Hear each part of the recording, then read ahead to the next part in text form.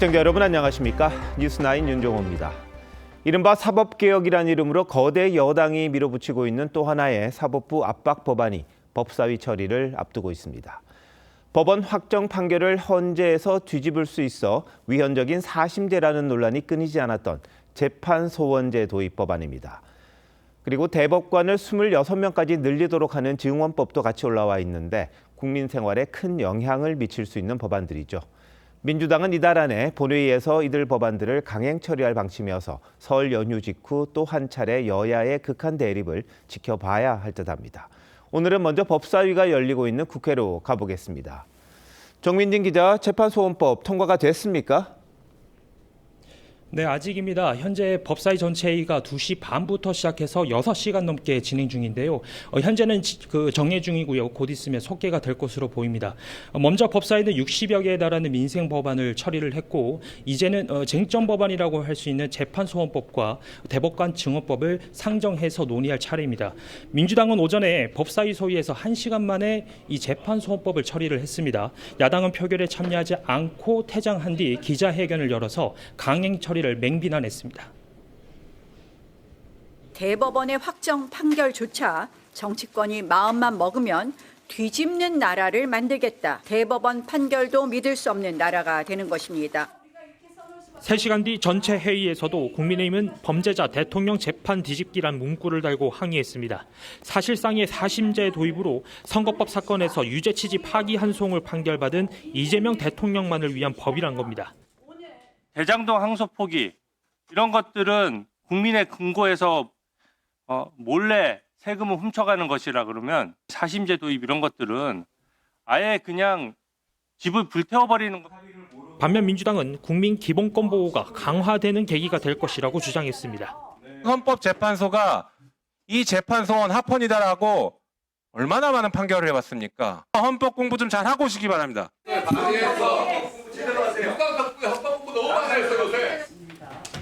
민주당은 이달 안에 재판소원법과 대법관 증언법, 법 왜곡죄 등을 본회의에서 처리할 방침입니다. 대법관 증언법이 시행되면 이재명 대통령은 현행 14명에서 26명으로 늘어나는 대법관의 80%가 넘는 22명을 임기 내 임명할 수 있게 됩니다. TV조선 정민진입니다. 여당이 강행 통과시키려는 재판소원 제도에 대해 대법원이 위헌이라는 입장을 분명히 했습니다. 정부가 입법 예고한 공소청, 중수청 법안에 대해서도 사회적 합의를 충분히 해야 한다고 지적했습니다. 조윤정 기자가 보도합니다. 대법원 법원행정처는 어제 국회 법사위에 재판소원법에 대한 검토 의견서를 냈습니다. 36쪽 분량으로 분명한 반대 입장이 담겼습니다. 재판소원은 이제 사심제로 가는 길이고 말씀하신 것처럼 국민들을 소송 지옥에 빠뜨리게 하는 것에다가 더해서 대법원은 재판소원을 허용하기 위해선 헌법 개정이 필요하고 입법으로 재판소원을 도입할 수 없다고 했습니다. 대법원을 최고 법원으로 명시한 헌법 101조를 근거로 불복이 있다고 해서 대법원을 넘어서까지 재판을 거듭하는 건 헌법 위반이라고 했습니다. 앞서 헌법재판소가 찬성 의견을 낸 것에 대해서도 조목조목 반박했습니다. 재판소원제를 도입했지만 인용률이 0%대인 독일의 사례를 들며 소송 비용만 과다하게 지출하게 하는 희망 고문이 될 거라고 했습니다. 대법원은 오는 10월 검찰청 폐지를 앞두고 정부가 입법 예고한 공소청과 중대범죄수사청 신설 법안에 대한 입장도 처음으로 밝혔습니다. 찬반 입장을 밝히는 건 적절하지 않다면서도 70년간 유지돼온 형사사법제도의 근본적 변화인 만큼 충분한 사회적 합의와 실무적 검토가 선행돼야 한다고 했습니다. TV조선 조윤정입니다. 민주당 정청래 대표가 조국혁신당과의 합당 논의를 지방선거 때까지 중단하겠다고 선언하면서 20일 가까이 이어졌던 여권 내분 사태가 일단락되는 분위기입니다. 이런 가운데 청와대는 이재명 대통령과 여야 대표 간의 오찬 회동 계획도 발표했는데 어떤 얘기들이 오갈지 최민식 기자가 취재했습니다. 민주당 정청래 대표가 당 지도부와 나란히 손을 잡고 허리를 숙입니다. 어젯밤 긴급 최고위를 열고 조국혁신당과의 합당 논의를 중단하겠다고 선언한 정 대표는 단결을 강조했습니다. 비온 뒤 땅이 굳는다고 이제 이를 전화 위복의 기회로 삼아 지방선거 승리에 올인하겠습니다. 합당 반대 여론을 주도했던 이현주 최고위원도 그동안의 강경 발언을 사과했습니다. 당내 갈등이 봉합 국면에 들어간 가운데 이재명 대통령은 내일 정청래 대표와 국민의힘 장동혁 대표를 청와대로 초청해 오찬을 함께합니다.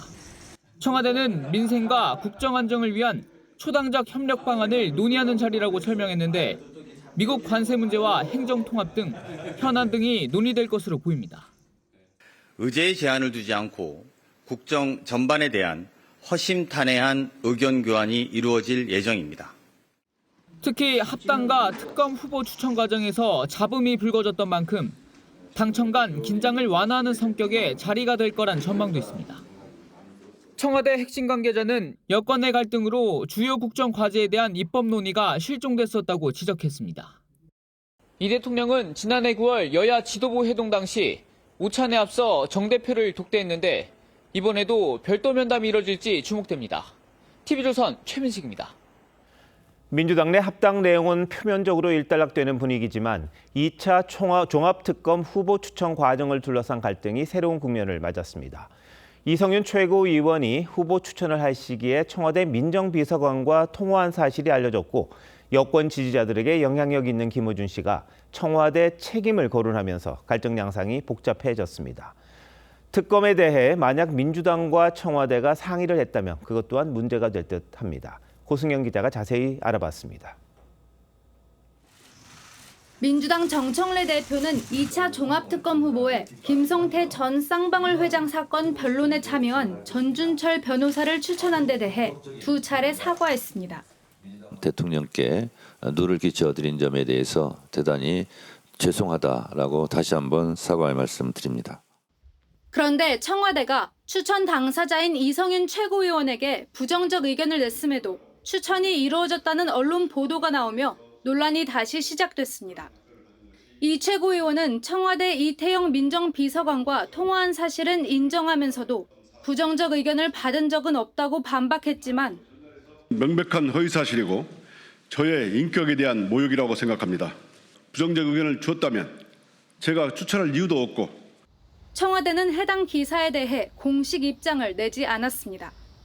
대장동 변호인 출신인 이건태 의원은 당청 관계를 흔드는 중대한 문제라며 정 대표는 즉시 윤리감찰단에 조사를 지시하고 엄정한 책임을 물어달라고 촉구했습니다. 이런 상황에서 김어준 씨는 청와대 책임론을 거론했습니다. 걸러냈어야 하는 건 청와대 민정이 했어야 하는 일입니다. 그건 왜 안 따져요? 인사검증의 최종 책임은 청와대에 있다는 의미로 해석됩니다. 하지만 강훈식 비서실장은 청와대의 인사검증은 추천 이후에 이루어진다는 점을 강조했습니다. 당 추천 인사에 대해서는 후보자를 최종 통보받은 후에 모든 절차가 진행됨을 말씀드리겠습니다. 장철민 의원도 청와대의 책임을 묻는 건 선을 한참 넘은 일이라고 김 씨를 정면 비판했습니다. TV조선 고승현입니다. 그런가 하면 청와대의 당무 개입 논란도 또 불거졌습니다. 앞서 정청래 대표가 합당을 제안하면서 청와대와 논의한 사항이라고 해 한 차례 문제가 됐었는데 이번엔 강득구 최고위원의 SNS 글이 파문을 일으켰습니다. 이재명 대통령 입장이라는 글을 올렸다가 바로 삭제하고는 사실이 아니라고 했지만 여진이 이어졌습니다. 황정민 기자입니다. 민주당 강득구 최고위원이 어제 오후 SNS에 올린 글입니다. 통합 찬성, 지방선거 이후 통합 전당대회, 합당 관련 수임기구 설치 등 대통령의 입장을 홍익표 정무수석으로부터 전달받았다는 내용이 담겼습니다. 글은 2, 3분 만에 삭제됐지만 순식간에 확산됐고 총리께서 말씀하신 부분과 편차가 있는 것 같다는 언급을 두고 김민석 총리에게 보내려던 걸 잘못 올린 거 아니냐는 관측도 나왔습니다. 강 최고위원은 보좌진의 실수였다며 사실이 아닌 내용이라고 해명했습니다. 혹시 총리께 보고하시는 내용 아니겠습니까? 하지만 민주당이 실제 조국혁신당의 통합추진준비위 구성을 제안하는 등 SNS에 언급된 내용과 유사한 상황이 전개되면서 논란이 커졌습니다. 합당 논의가 실제로 그 흐름대로 진행되고 있다는 점도 의구심을 키웁니다.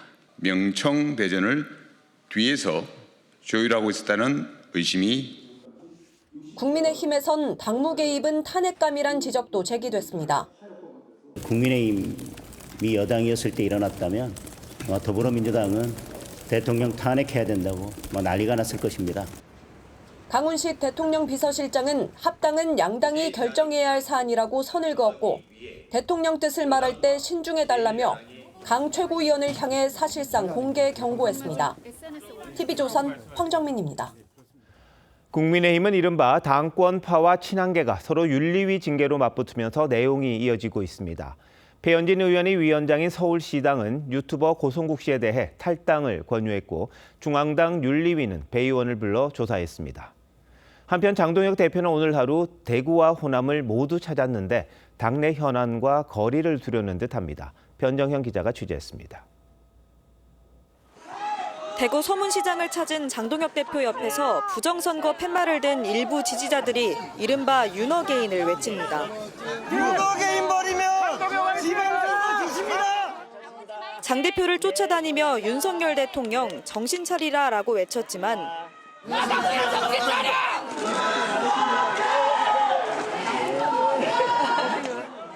장 대표는 별다른 반응을 보이지 않았습니다. 감사합니다.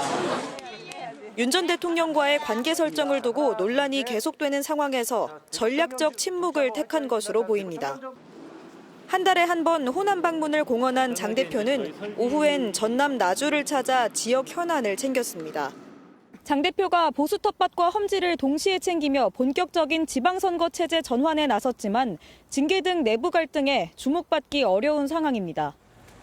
중앙당 윤리위는 오늘 한동훈 전 대표 제명에 반대하는 성명서를 서울시당 전체 의사인 것처럼 외부에 알렸다는 이유로 제소된 배현진 의원을 조사했습니다.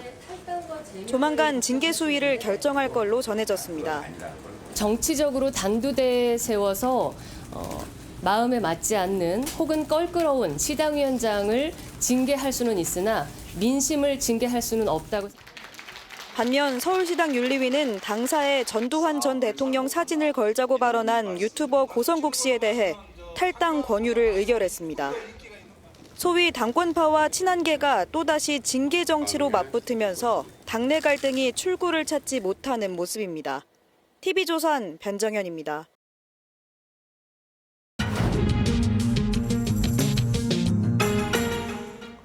정치 연안에 한 발 더 들어가 궁금증을 풀어드리는 정치 더 시간입니다. 조선일보 배성규 정치 에디터 나오셨습니다. 어서 오십시오. 안녕하세요. 오늘 주제 알려주시죠. 네, 무늬만 중단, 실제는 합당입니다. 네, 자 합당 논의 중단이 됐습니다. 그런데 이 통합은 추진한다고 하잖아요. 그럼 결국 모순돼 보이긴 합니다만 이걸 어떻게 해석해야 될까 좀 궁금하네요. 네, 합당을 정말 중단하겠다는 것이 아니라 당장은 하지 않고 시기만 늦춘다, 이런 의미로 해석이 됩니다. 이 친명의 집단 반발 때문에 당장 합당 논의는 중단하지만 지방선거 연대를 우선 추진하면서 그리고 선거 후에 예정대로 합당하겠다는 데 방점이 찍혀 있습니다. 겉으로는 친명의 뜻이 관철된 듯 보이지만 큰 틀에서는 정청래 대표 뜻대로 이루어지는 것 아니냐, 이런 얘기가 나옵니다. 네. 그동안 합당 논란의 유탄을 맞아서 반발했던 조국 대표도 오늘 사과 수용하고 통합 추진 의사 그대로 밝혔습니다. 시기만 늦춘 합당이 불리하지 않다, 이렇게 판단한 것 같은데요. 당장은 친명의 승리지만 길게 보면 정청래, 조국의 승리 아니냐, 이런 분석이 나오는 이유입니다. 자, 근데 강덕구 의원이 올렸던 SNS 글이 논란이 되고 있습니다. 대통령의 속내, 즉 명심을 청기누설했다, 이런 이야기가 있는데. 네, 그런 모양새입니다. 실제로 청와대도 발끈했는데요. 이 글의 핵심 내용은 이겁니다. 첫째, 홍익표 정무수석을 만났는데 대통령은 합당에 찬성한다더라, 이거고요. 둘째는 지방선거 후에 통합 전당대회를 열자. 셋째는 당이 합당 수행기구를 준비하면 대통령실도 이에 호응해서 통합 이벤트를 계획할 거다, 이런 내용입니다. 네. 강 의원은 곧바로 글을 삭제했지만 대통령의 당무 개입 논란은 피하기가 힘들어 보입니다. 또 하나 눈길을 끄는 게 있는데요. 예. 이 대통령의 입장은 총리가 말한 부분과 편차가 있는 것 같아, 이렇게 강 의원이 밝힌 부분입니다. 네. 이거는 김민석 총리가 명심을 합당 반대로 잘못 읽은 것 같다 이런 의미로 해석이 되는데요. 이 강 의원 측이 총리에게 보낸 메시지를 잘못 올린 거 아니냐 이런 추정이 나옵니다. 명심을 두고 그동안 벌어졌던 친명 내부의 난맥상이 고스란히 다시 드러난 것 아니냐 이런 인상을 주고 있습니다. 근데 강 의원은 뭐 자신이 올린 게 아니다 이렇게 이야기를 하는데 이 물론 중요한 그렇죠. 걸 그렇게 검증 없이 올렸겠나 싶기도 합니다. 그렇습니다. 자, 근데 이번 합당은 김어준, 유시민 여권의 두 마큰 실세라고 그러죠. 이 두 네. 사람이 사실상 밀어붙인 듯 했는데 불발됐습니다. 네, 맞습니다. 이 김어준 씨는 여권의 상황이라고도 하고 뭐 가끔 충정로 대통령 이런 말까지 나왔었죠. 네. 강성 지지층에서 그만큼 영향력이 크다는 얘기인데요. 그런 김어준, 유시민도 합당은 자기들 마음대로 할 수 없었다 이런 분석이 나옵니다. 네. 이유는 두 가지입니다. 첫째는 안티 정청래입니다. 이 합당 자체의 반대보다는 정 대표에 대한 견제 심리가 그만큼 컸다는 거고요. 네. 둘째는 조국 대표로 대표되는 이 친문 부활에 대한 거부감입니다. 이 비명행사 공천이라고 하죠. 이걸 그렇죠. 통해서 친문을 어떻게 쫓아냈는데 지금 다시 돌아오게 만드느냐 이건 안 된다 이런 얘기라고 합니다. 안티 정청래, 안티 친문 이거는 김어준도 막을 수 없었다는 얘기죠. 그렇군요. 그런데 역설적인 거는 김어준 씨가 합당에 찬성하는 명심은 제대로 읽은 거 아니냐 이런 얘기입니다. 네, 근데 일단 지방선거가 이제 관건이잖아요. 네. 양당 간에 그럼 연대는 하는 겁니까? 네, 이루어질 것 같습니다. 뭐 호남은 경쟁, 다른 지역은 연합공천 이런 얘기도 나오지만 또 전 지역에 걸쳐서 또 연대가 이루어질 수도 있습니다. 관건은 조국 대표와 조국 당에 얼마나 공천을 주느냐에 달렸습니다. 조국 대표는 지금 군산, 경기 평택, 안산 이런 데 재보궐 선거에 나올 거다 이런 얘기가 나오고 있고요. 조국 당의 또 광역단체장이나 재보선 자리 한두 곳을 민주당이 양보할 거다 이런 관측도 있습니다. 네. 다만 민주당 출마할 후보들이 굉장히 강하게 반발하고 있는 게 이것이 변수입니다. 예. 근데 뭐 선거 후에는 통합을 위한 전당대회 하자 이런 네. 좀 구상이잖아요. 근데 당내 그럼 역학구도 합쳐졌을 때 그건 네. 어떻게 변할까요? 네, 두 가지로 볼 수 있는데요. 선거연대가 이루어져서 지방선거에서 승리한다면 그럼 8월 중 통합 전대가 열릴 가능성이 큽니다. 그 경우에 정 대표의 당권 도전이 보다 유리해질 수 있다 이런 전망인데요. 네. 일단 선거 승리라는 성과가 있고 그다음에 합당 명분을 내세울 수도 있습니다. 조국 대표와 손잡을 여지도 있는데요. 조 대표는 전대 출마보다는 이 경우에는 대선을 노릴 가능성이 큽니다. 또 합당 한 배를 탔던 김어준 씨도 정 대표를 지원할 걸로 보입니다.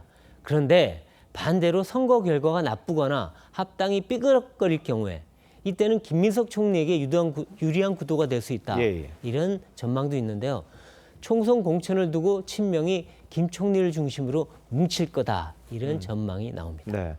뭐 지금 야당 하는 걸 봐서는 뭐 정 대표에게 상당히 유리한 게 아니냐 이런 전망도 있을 수 그렇긴 있는데 합니다만. 뭐 선거라는 것도 치러봐야 되니까요. 맞습니다. 네, 베이디터 잘 들었습니다.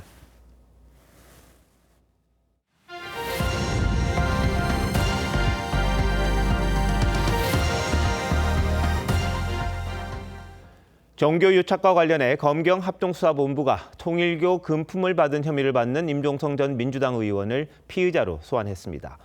그런데 정작 공소시효가 임박한 걸로 알려진 전재수 의원은 아직 부르지 않고 있는데 그새 전 의원은 부산시장 출마를 준비하고 있습니다. 안혜리 기자입니다. 임종성 전 민주당 의원이 정교유착 검경 합동수사본부가 있는 서울고검에 들어섭니다. 통일교 측으로부터 금품 받으신 적 있으세요? 받은 적 전혀 없습니다. 임 전 의원은 지난 2020년 총선을 앞두고 통일교 측으로부터 현금 3천만 원을 받은 혐의를 받습니다. 통일교 측으로부터 명품 시계와 현금 2천만 원을 받은 혐의를 받는 전재수 의원도 수사 대상이지만 통일교로부터 그 어떠한 금품 수수 없었다라는 말씀을 다시 한번 분명하게 강력하게 드리도록 하겠습니다. 합수본은 한 번도 소환하지 않았습니다. 2018년부터 2020년 사이에 금품을 건넸다는 진술이 나온 상태로 공소시효가 7년인 정치자금법 위반의 경우 일부 사건 공소시효가 이미 지났을 수 있는 상황입니다. 합수본이 어제 전 의원의 국회의원회관 사무실을 압수수색했지만 영장엔 의원실 관계자의 증거인멸 혐의만 적시됐을 뿐 정작 전 의원은 빠졌습니다. 수사가 지지부진한 사이 전 의원은 현수막을 부산 전역에 걸고 지역 행사에 참석하며 오는 6월 부산시장 출마 준비에 나선 걸로 알려졌습니다. TV조선 안혜리입니다. 과징급 체납 전국 1위를 차지했던 김건희 여사 모친 최은순 씨가 체납액의 절반이 넘는 돈을 납부했습니다. 서울에 있는 본인 소유 건물에 대해 공매 절차에 들어간 지 6일 만인데요. 남은 체납액도 내겠다고 해 법적 조치는 중단될 걸로 보입니다. 김승동 기자가 취재했습니다. 서울 강동구의 한 지하철역 인근에 있는 건물입니다. 지하 1층, 지상 5층 규모로 김건희 여사의 모친 최은순 씨 소유입니다. 시세가 지금 평당 여기 9천 보시면 되거든요. 지금 한 85억 정도 해요. 실제 지난 4일 공매가 공고된 건물의 감정가는 80억 원이 넘습니다. 최 씨가 부동산 실명법을 위반해 부과받은 과징금 약 27억 원 가운데 25억여 원을 납부하지 않자 성남시가 한국자산관리공사에 공매를 의뢰한 겁니다. 하지만 공매 공고가 난 지 불과 6일 만에 최 씨는 체납액의 절반이 넘는 13억 원을 납부했습니다. 본인이 이제 오전에 연락하시고 오후에 내신 거예요. 계좌 이체하셨고요. 최 씨는 지난 2013년 경기도 성남 도촌동 땅을 차명으로 사들인 혐의로 재판에 넘겨졌는데 지난해 11월 대법원에서 과징금 처분이 최종 확정됐습니다. 체납액을 계속해 납부하지 않았다면 다음 달 30일에서 4월 1일 사이 입찰이 진행될 예정이었습니다. 성남시는 최 씨가 나머지 12억여 원의 체납액도 추가 납부하겠다고 하자 한국자산관리공사에 공매 절차를 중단해달라고 요청했습니다. TV조선 김승돈입니다. 서울의 여러 모텔에서 남성 2명이 잇따라 숨진 채 발견됐습니다. 두 남성은 모두 같은 여성과 투숙했었습니다. 경찰은 이 여성이 음료에 약물을 탄 걸로 보고 긴급 체포했습니다. 허유화 기자가 보도합니다. 골목으로 경찰차 한 대가 들어오고 잠시 후 구급차 한 대도 들어옵니다. 20대 남성 A씨가 모텔에서 숨진 채 발견된 건 어제 오후 5시 40분쯤이었습니다. 하루 전 함께 모텔에 들어갔던 20대 여성이 2시간 만에 홀로 빠져나간 뒤였습니다. 탈출구에서 처리를 못하니까 경찰서 서울에서 나왔다가 그다음에 이제 112대 왔다가 A씨가 숨졌다는 모텔 직원 신고를 받고 출동한 경찰은 어젯밤 9시쯤 여성을 자택 앞에서 긴급 체포했습니다. 객실에선 음료가 담긴 병이 발견된 걸로 파악됐습니다. 이 여성은 지난달 말 서울 강북의 또 다른 모텔에서 20대 남성 B씨가 숨졌을 당시에도 함께 투숙한 것으로 확인됐습니다. B씨 사건을 수사하던 경찰은 마약류가 검출됐다는 국과수의 분석 결과를 받았고 이번에 유사한 사건이 발생하자 여성을 용의자로 특정했습니다. 여성은 경찰 조사에서 우울증 치료제와 수면제 등의 약물을 건넸다고 인정하면서도 피해자가 사망할 줄은 몰랐다고 진술한 걸로 전해졌습니다. 여성과 연인 사이였던 남성 C씨 역시 작년 말 여성이 준 것을 마시고 쓰러졌다며 지난달 진정을 접수했습니다. 경찰은 여성에 대한 구속영장을 신청했습니다. TV조선 허유아입니다. 제2의 프로포폴로 불리는 마약류를 불법 유통하고 주사한 일당이 붙잡혔습니다. 주사를 맞은 사람들은 심한 중독에 시달렸고 더 놔달라고 한 대만 놔달라고 애걸복걸하기도 했습니다. 이나원 기자의 보도입니다. 의료기기와 침대가 있는 방으로 들어온 여성이 남성에게 지폐를 건네자 흰 가운을 입은 남성이 여성의 팔에 주사를 놓습니다. 주사를 맞은 여성은 침대에서 내려오다 풀썩 주저앉습니다. 다른 여성은 손을 덜덜 떨고 또 다른 여성은 두 손을 싹싹 비비며 한 대만 더 놔달라고 애원합니다. 경찰이 서울 강남 일대에서 주로 유흥업소 여성 등을 대상으로 제2의 프로포폴로 불리는 전신마취 유도제 애토미데이트를 불법 유통하고 시술한 17명을 검거해 이 중 10명을 구속했습니다. 의약품 도매법인 대표는 수출 물량인 것처럼 서류를 꾸민 뒤 6만 명분을 빼돌려 국내에 불법 유통했습니다. 앰플 하나에 4,000원꼴인 약물은 중간 유통책과 불법 시술소를 거쳐 20만 원에 거래됐습니다. 일당은 이른바 주사 이모를 동원해 주택가에서 출장 시술도 했는데 한 번에 주사 수십 대를 맞은 투약자도 있었습니다. 애터미데이트가 마약류가 아니어서 적발되어도 중하게 처벌받지 않는다고 설득하며 공범을 모집하였습니다. 애터미데이트는 그동안 마약류로 분류되지 않아 공급자들만 처벌됐지만 모레부터 마약류로 지정돼 불법 투약자도 형사처벌을 받습니다. TV조선 이낙원입니다. 성장 가능성이 높은 회사의 공모주는 상장 첫날부터 가격이 2배, 3배 뛰기도 하는데요. 그래서 청약 경쟁이 치열합니다.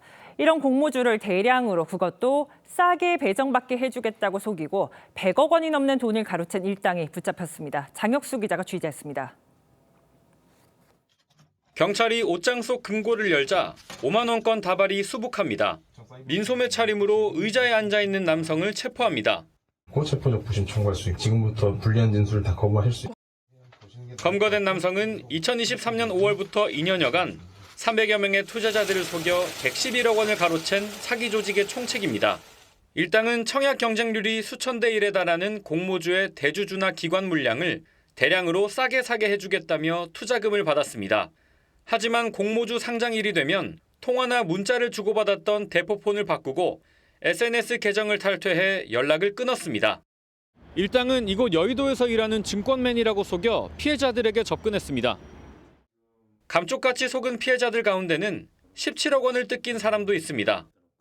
7억 6,104만 원 30년 동안 저축해 놓은 돈이죠.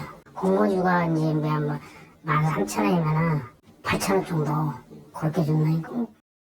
조직원들은 범죄 수익으로 명품을 구입하는 등 호화 생활을 즐겼고 일부는 마약을 사기도 했습니다.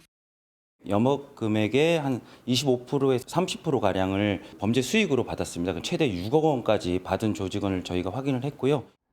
경찰은 조직원 73명을 붙잡아 22명을 구속하고 해외로 달아난 4명을 쫓고 있습니다. TV조선 장혁수입니다. 서울의 한 주택 차고에서 불이 났습니다. 안에는 한국과 중국 업체의 전기차가 한 대씩 있었습니다. 화재 원인이 민감한 사안이다 보니 현장 감식에 두 업체 관계자가 모두 나와서 지켜봤습니다. 황재영 기자가 취재했습니다. 주택가 골목에서 시뻘건 불기둥과 희뿌연 연기가 하늘로 치솟습니다. 선생님, 일단 다 나가주세요. 불길에 휩싸인 2층짜리 주택으로 소방대원들이 줄줄이 진입하고 주차된 차량에도 연신 물을 뿌립니다. 지난 7일 새벽 서울 서대문구의 한 주택 차고에서 불이 났습니다. 너무 터질 거 아니에요. 그럼 이제 담벼락이 다 터져서 우리 담벼락이 다 터지고 이 나무 다 탔어요. 불이 난 차고입니다. 안에 있던 나무 자재는 검은 숫덩이처럼 변한 채 바닥에 널브러져 있습니다. 이 사고로 한 명이 연기를 마셔 병원으로 옮겨졌고 불은 약 1시간 10분 만에 꺼졌습니다. 불이 난 차고에는 한국업체, 중국업체 전기차가 한 대씩 주차돼 있었습니다. 소비자들에게 민감한 사안이다 보니 오늘 2차 현장 감식에는 두 업체 관계자 모두 참석해 감식 상황을 면밀히 살펴봤습니다. 두 업체 모두 당국의 사고 수습과 조사에 적극 협조하고 있다고만 밝혔습니다. 소방 관계자는 화재 당시 전기차가 충전 중이었는지 전기차에서 화재가 시작된 건지 아직 확실하지 않다고 말했습니다. TV조선 황재영입니다. 다음 주면 설인데 떡국 끓이는 비용이 만만치가 않습니다. 가파르게 오른 쌀값은 설 성수품인 떡값도 끌어올렸습니다. 정부는 가격 안정을 위해 쌀을 시장에 풀기로 했습니다. 신유만 기자가 취재했습니다. 떡집 주인이 하얀 쌀을 물에 불리고 길게 뽑아져 나온 떡을 정성껏 매만집니다. 이 떡집은 두 팩에 2,000원으로 유지하던 떡 가격을 최근 3,000원으로 올렸습니다. 재료값도 많이 올라갔고 인건비도 많이 올라가고 해서 올릴 수밖에 없었어요. 쌀값이 좀 많이 부담되고. 다른 떡집은 단골 손님 눈치에 가격 인상을 고민 중입니다. 콩값, 쌀값 뭐 다 올라 찹쌀값도 엄청 오르고 이랬는데 그런다고 해서 뭐 우리가 소매값을 팍 올리면 안 사가. 떡 물가는 지난달 5.1% 올랐습니다. 2023년 1월 이후 3년 만에 가장 높은 상승률입니다. 떡의 주재료인 쌀값이 높게 유지되고 있기 때문입니다.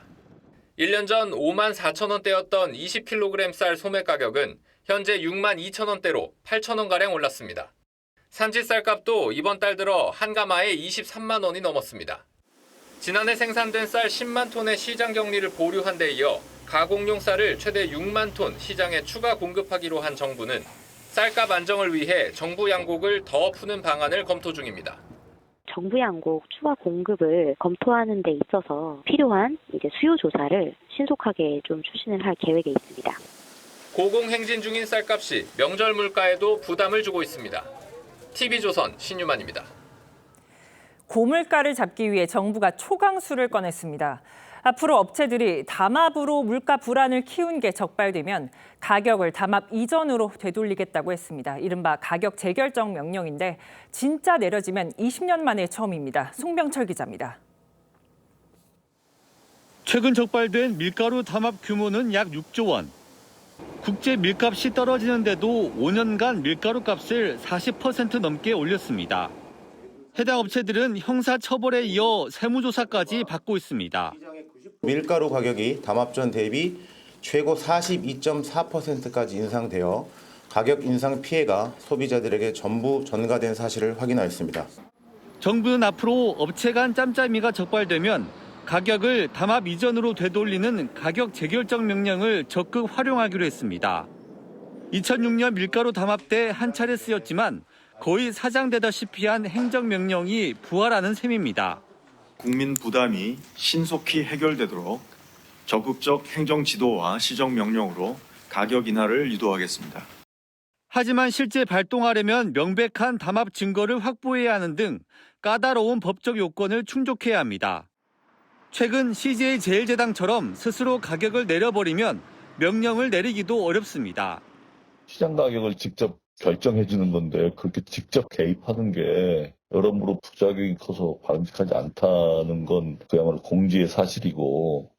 정부가 물가 안정에 대한 강한 의지를 보여준 것이라는 평가지만 과도한 시장 개입이라는 우려도 나옵니다.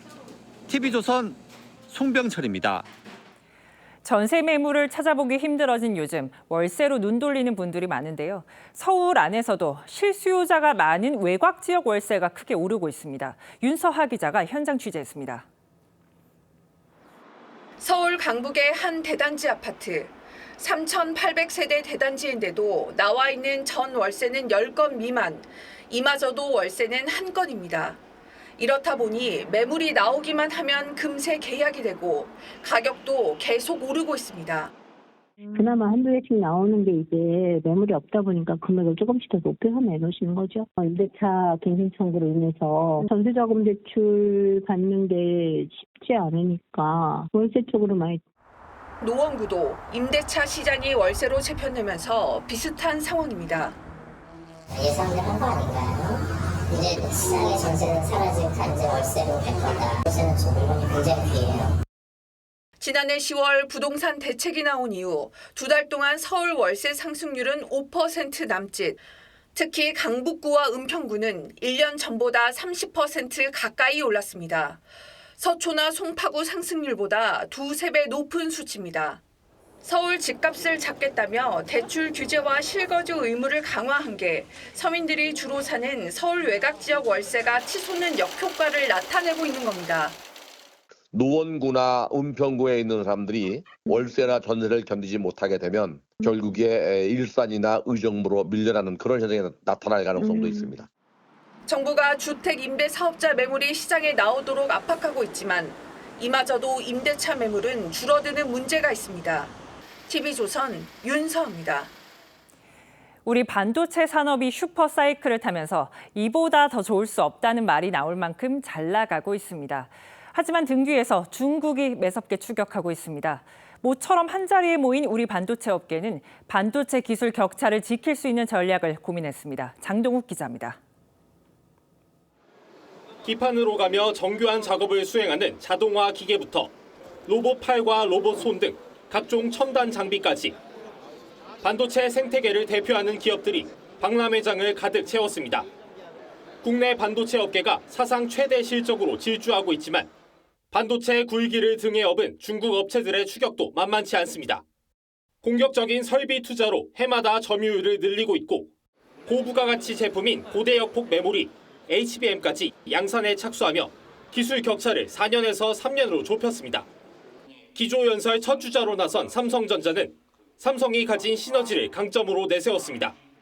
파운더리와 D램 메모리가 같이 있다는 것을 활용을 해서 삼성반도체가 보여줄 수 있는 아주 특별한 그리고 강력한 시너지 코옵티마이제이션 플랜이 있습니다. 삼성전자는 설 연휴 직후 최신의 6세대 HBM을 엔비디아에 납품 개시할 것으로 알려졌습니다.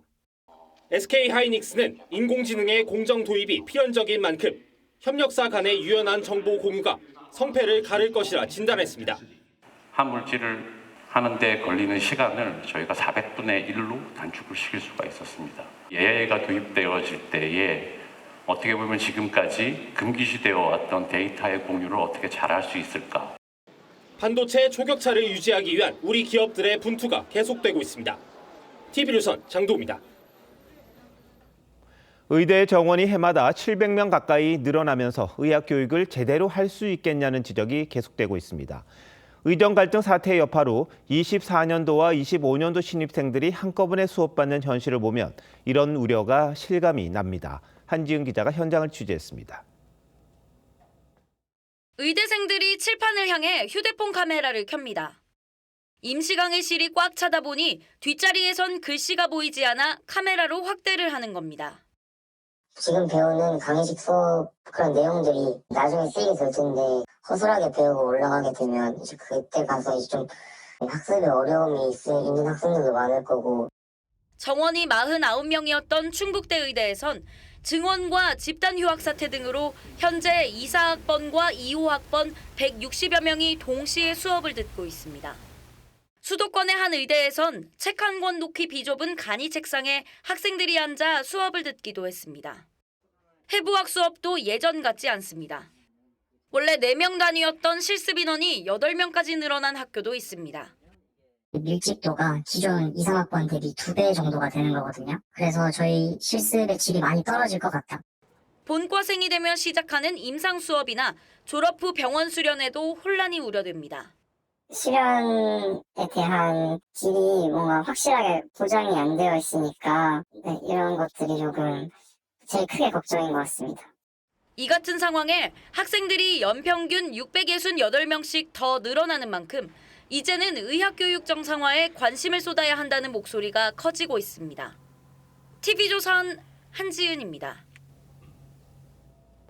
정부가 올해부터 의대 증원 인원을 전부 지역의사제로 선발하기로 하면서 입시 현장에 파장이 일고 있습니다.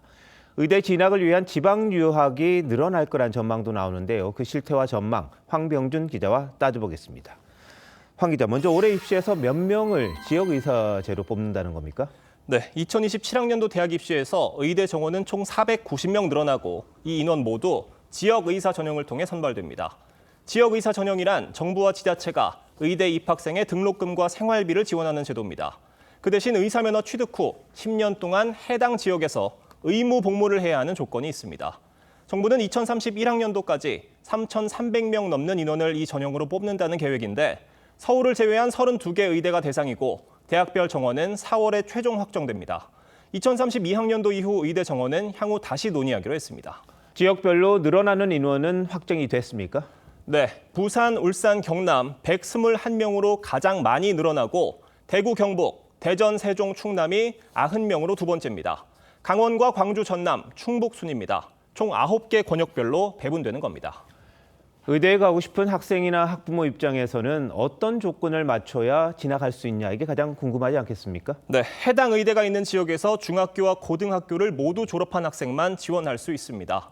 예를 들어 현재 서울에 사는 초등학교 6학년 학생이 이 전형에 지원하려면 내년에 지방 중학교에 진학하고 그곳에서 고등학교까지 졸업을 해야 합니다.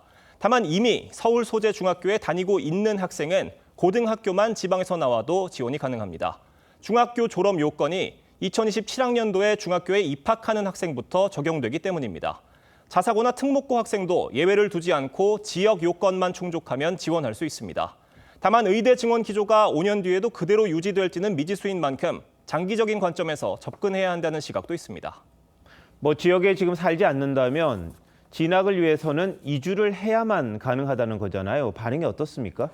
네, 수험생 커뮤니티에선 역차별이라는 목소리가 나오고 있습니다. 특히 지역의사 전형 가능 지역에서 빠진 인천 연수구와 경기 파주시 등의 학부모들 사이에선 옆 지역은 되는데 왜 우리만 빠지느냐, 기준이 뭔지 모르겠다는 말도 나옵니다. 이 지역들은 의료 취약 지역으로 분류되지 않아 제외됐습니다. 학원가에선 의대에 제도 전하는 학생들이 늘어날 거란 전망과 함께 의대 진학을 위한 지방 유학도 이뤄질 거란 분석이 나옵니다.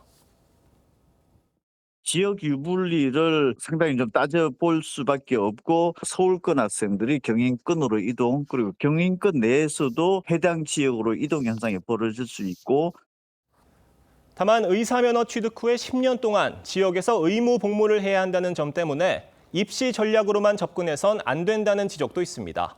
의대 진학을 위해 지방 이주를 고려한다면 30대 중반에서 40대까지 해당 지역에서 근무해야 한다는 점을 염두에 두어야 합니다. 앞서 리포트에서 봤습니다만 의대 증원이 되면서 이 교육 환경이 굉장히 안 좋아졌는데 지역 인프라 확충도 중요합니다만 교육 질 이것도 잘 확보를 해야겠군요. 황 기자 잘 들었습니다.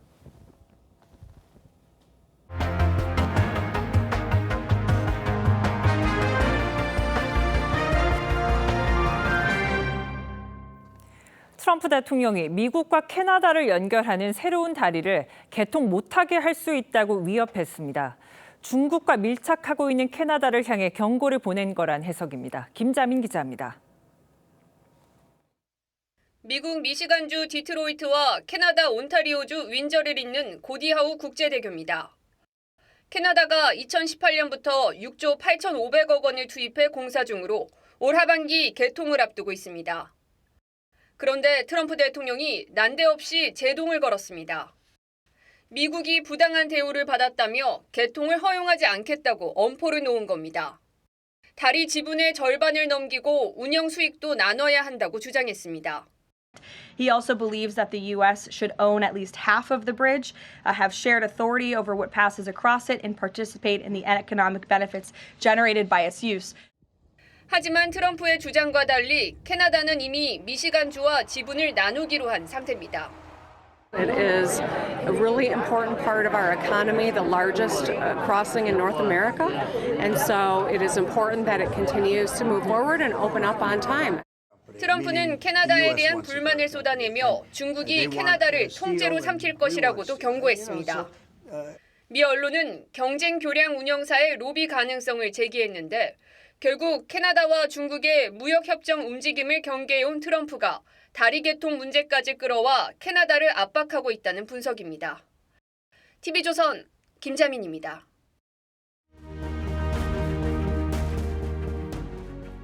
떡떡, 엄마다. 문을 열어주겠니? 아기염소들은 얼른 문을 열었어요. 독일 그림 형제의 유명한 우화죠. 경계심을 풀면 안 된다는 교훈입니다. 세상에 그런 일이 많지만 정부 일은 특히 그렇습니다. 레이건 대통령은 나는 정부에서 나왔고 당신을 도우러 왔습니다. 이 말이 영어에서 가장 무서운 9단어라고 말했습니다. 권력의 선의를 믿어야 할 때도 있겠지만 제도 변경은 늘 의심해야 합니다. 여권이 재판 소원 같은 이른바 사법개혁 법안을 곧 처리하려고 합니다. 재판 소원은 헌법의 이치와 국민의 헌법적 권리 보장, 국민의 피해 구제라는 측면에서 필요한 제도입니다. 법원 판결이 불만이면 헌법재판소에서 한 번 더 판단하게 하자는 구상입니다. 권한이 늘어나는 헌법재판소는 환영했지만 대법원은 위헌이라고 반대합니다. 우리 헌법에 대법원을 최종 판단처로 규정하고 있다는 겁니다. 헌법재판소법에도 법원 재판은 헌법 소원 대상이 되지 않는다는 조항이 있습니다. 그런데 재판을 한 번 더 받을 수 있으면 구제 경로가 넓어져 좋지 않을까요? 모든 사건이 사심에 갔어야 장관 세월과 운동과 노력, 심리적인 스트레스를 거쳐서 확정이 된다고 하면 매우 유익하지 못한 결과가 초래될 수도 있겠다. 막대한 비용과 시간을 감당할 수 있다면 모르겠지만 서민들은 소송 지옥에 빠질 수 있다는 경고입니다. 또 하나, 사법의 정치화도 문제입니다. 이 나라의 운명이 바뀌어버릴 뻔했어요. 사법부의 그 오만한 반란 행위 때문에. 헌법과 법률에 따라서 했던 절차에 맞는 판결이라고. 민주당은 이재명 대통령에 대한 선거법 유죄 취지 파기환송 이후 연일 법원을 압박하고 있습니다. 특검 기소 사건에 대한 잇단 무죄 판결도 불만입니다.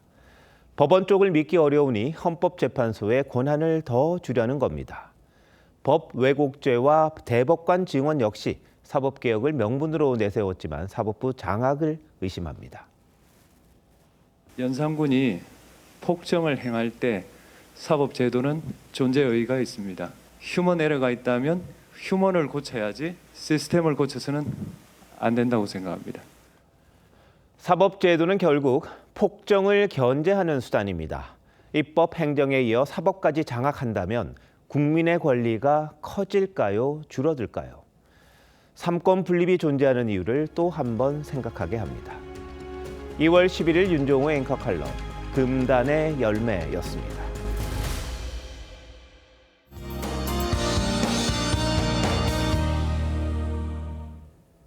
추위 대신 미세먼지가 말썽입니다. 종일 뿌옇고 답답한 날씨가 이어졌는데요. 내일 오전까지 대부분 지역의 초미세먼지 농도 나쁨 수준을 보이겠습니다. 외출 시 보건용 마스크를 착용하시는 것이 좋겠습니다. 미세먼지가 뒤엉키면서 수도권과 충청, 남부 내륙에 짙은 안개도 끼겠습니다. 출근길 교통안전에 주의하셔야겠습니다.